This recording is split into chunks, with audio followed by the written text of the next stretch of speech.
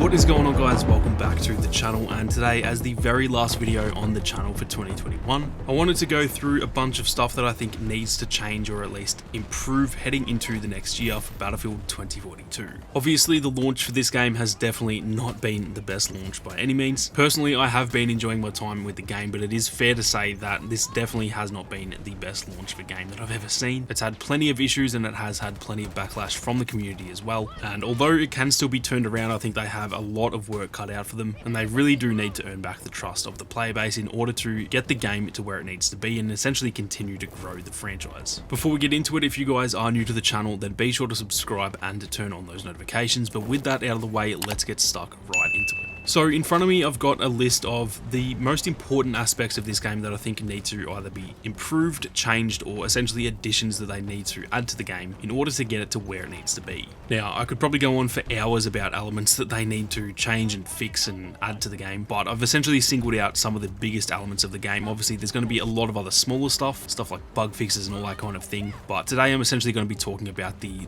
bigger and more important elements of the game. Obviously, straight off the bat, there are some elements that have been pretty poorly received by the community, and they've been memed quite a bit as the legacy editions of the game, and this includes the scoreboard, the server browser, and the voice chat. In the patch notes for the last update in December, they did obviously mention that they were looking at this stuff, but they did actually refer to these as legacy editions, or I think it was legacy features. And as much as that is a bit of a meme that they consider these things to be, legacy stuff that's of the past and not in the current game, it is good that they at least acknowledge that. So it's essentially confirmed that they will be adding this type of stuff into the game, but I thought it was worth mentioning anyway, because this is obviously some of the most important stuff that they really need to get back into the game as fast as they can. For me, the number one thing on that list that they mentioned is the server browser. This is essentially the single most important thing for me personally that they need to add in 2022. The fact that this isn't in the game already is honestly pretty baffling, but it is what it is. I'm not going to complain about what isn't in the game because that's already happened. There's no point dwelling on the past, but I'm just essentially going to be talking about the future, and it's not in the game, so we just have to deal with that, but that is something that I think they really need to implement as soon as possible. For me personally, the main reason behind wanting a server browser is because without a server browser, one, you are essentially not in the same lobby every time. You'll load into a game, you'll play that game, and then after that game's done, you'll essentially be kicked back to the main menu, and even if you get straight back into a game, that isn't necessarily the same lobby, which one is an issue for me because that means that skill-based matchmaking can make its way into the game, and that is something that I definitely do not want in Battlefield 2042, any Battlefield in the future for that matter. Two, it is also just annoying when, sometimes I'll play a game on, say, Orbital, and then I'll be backed out to the menu, and then it will search for a new game, and it will just put me back into Orbital. I don't want that to happen. If I've just played that map, I do not want to play that map again for, at least 3 or 4 games minimum. And so those two reasons alone for me are reason enough that this needs to be added into the game, and it's not like it's too big of an ask. This has been something that's been in the game in, pretty much every single previous iteration of Battlefield, and yeah, the fact that it isn't there, like I said, it is kind of baffling, but I'm not going to dwell on that too much. But moving forward, they do need to implement it into the game. Obviously, then we have the scoreboard, and for me, this isn't as big of a deal as a lot of other people are making it out to be. I do want it there, and that's obviously why I've included it in the video. That being said, it's not game breaking to me. If I can still see my stats, then I don't really care that much about the scoreboard, but it is another one of those things that it's just, why isn't that in the game? And it's obviously been talked about quite a bit within the community, so the simple thing would be to just add it back, and then everyone could be happy about that. Like I said, for me, it's not game breaking. If they never add that into the game, it'll be annoying, but it's not going to ruin the game for me. However, it is still just a kind of a weird decision to not have that, and so yeah, having a scoreboard is also a really important element that is just one of those sort of fundamental elements to any shooter. Now, the third legacy edition that they mentioned is the voice chat. Now, I will give them some leeway on this because obviously this is their first game with crossplay, and crossplay voice chat, I can't imagine that's going to be something that is easy to implement into your game. Obviously, plenty of other games have done that, so it's not like it's an impossible feat or anything like that, but I will give them some leeway there that they mentioned before launch it wouldn't be ready, and they have been working on it the whole time. So it will be getting added to the game, and I'm not going to have a big cry about it because they've already mentioned it, but again, that is something that is one of the fundamental elements of the game, and they always go on and on about team play and playing the objective. Yet if I'm in a squad with randoms and we want to communicate, we essentially can't communicate. So that is another element that, yeah,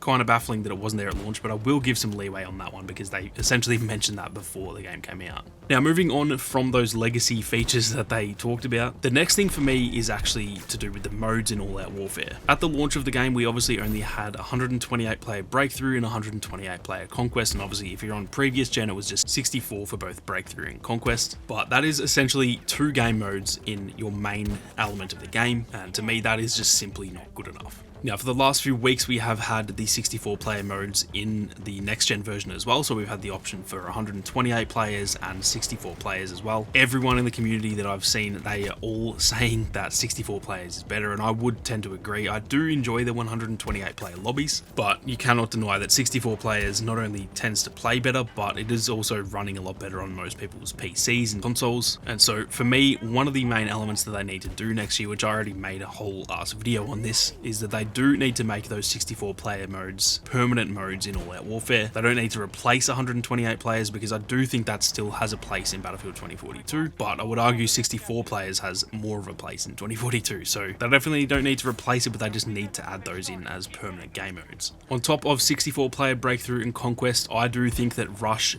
definitely needs to be added to All Out Warfare. From all of my playtime so far, I would say that Rush has been objectively the best game mode in the game, just in terms of like balancing and the way that it runs. Obviously, it's completely subjective whether you like it or dislike it more than the rest, but from an objective standpoint, from balancing and optimization, it just ran so much better than anything else in the game so far. And not only that, but it is one of the core game modes that has ever been around for Battlefield. For me, when I think back on the great Battlefield games like Battlefield 3, Battlefield 4, Rush was essentially all I played. I did obviously play a bit of Conquest as well, but Rush to me is that like the backbone game mode of Battlefield. And so not only does it need to be added just because it simply runs super well, but this is Rush we're talking about. This is one of the most important and most loved game modes in the whole franchise. And so for me, that also needs to be added permanently, not just to Portal, but in All Out Warfare. Which game mode and which menu it's in, it doesn't really matter at the end of the day. But for me personally, having all of this stuff in All Out Warfare, it just makes it a little bit more official, and it kind of makes it a little bit easier to find for those casual players. I think when most people load up the game, they just go into All Out Warfare. So if you can see those game modes in that menu, then to me that's just going to garner more players, more attention, and more popularity for all of those modes. Now lastly, for the game modes, I also do think that TDM should be added to All Out Warfare as well. For me personally, I don't think I've actually ever played a game of TDM in any Battlefield game, to be honest. TDM to me is absolutely boring, and there is no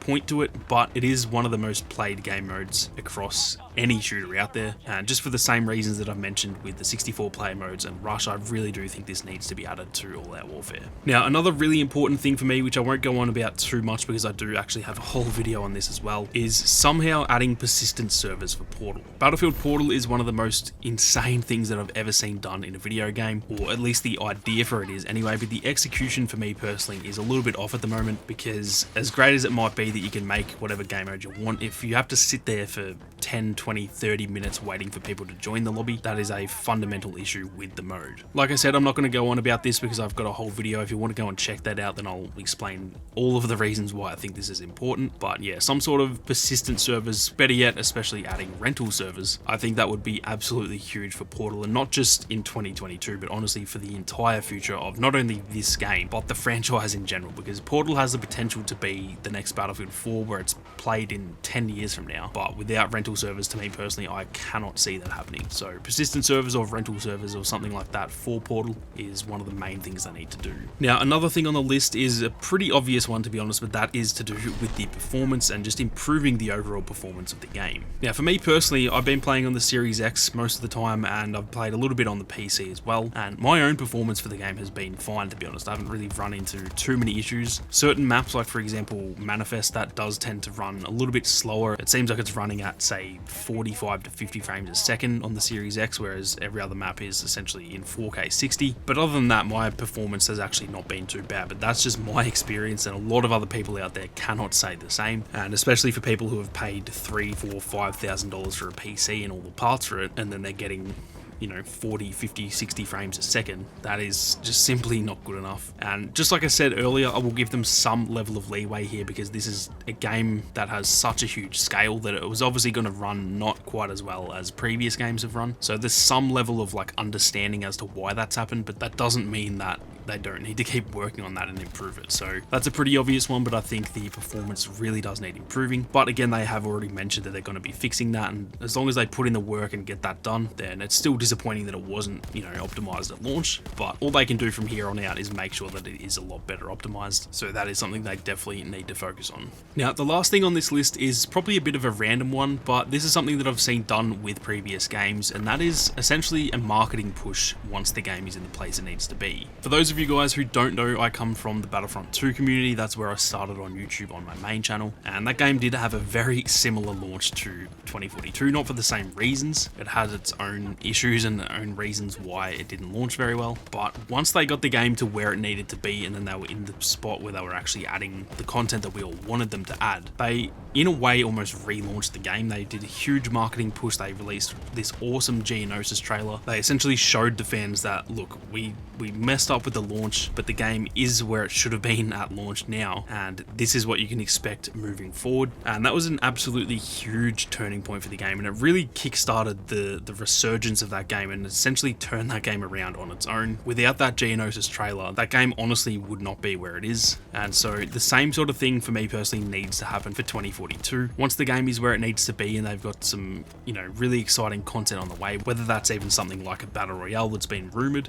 if they do another big marketing push and essentially not like officially re-release the game, but just sort of show the casual fan base that, look, we kind of messed up with the launch, but this is what you can expect moving forward. That can be a huge turning point for the game, and I think that is going to be really, really important to essentially grab the attention of all those players who probably threw the game away after a week. And although it is, you know, it's a lot of work cut out for them that has been done before with a game like Battlefront 2, for example, I would argue the launch for that game was way worse than Battlefield 2042's launch, and that is now one of the most loved Star Wars games of all time. So it can be done for this game too. It's going to be a very hard thing for them to pull off, but I think the marketing push is going to be something that's really important for that. And so I do hope that, you know, maybe this time next year, September, October, November of next year, for example, we do get some big awesome trailers and, you know, just stuff to hype us up again and get us excited for the future of the game, because that can make an absolutely huge difference for the future of the game. That is going to do it for this one though, guys. Obviously I've rambled on. This is quite a long video, so I'm going to leave it there. There's obviously a lot of other smaller elements that they do need to improve, and so if you guys have any other stuff that I missed that you want to leave down in the comments, then definitely let us all know what you think needs to be changed and implemented and, you know, fixed for next year. 2022 is going to be probably make or break for 2042. They definitely can still turn the game around from here, but if it goes a whole year without really improving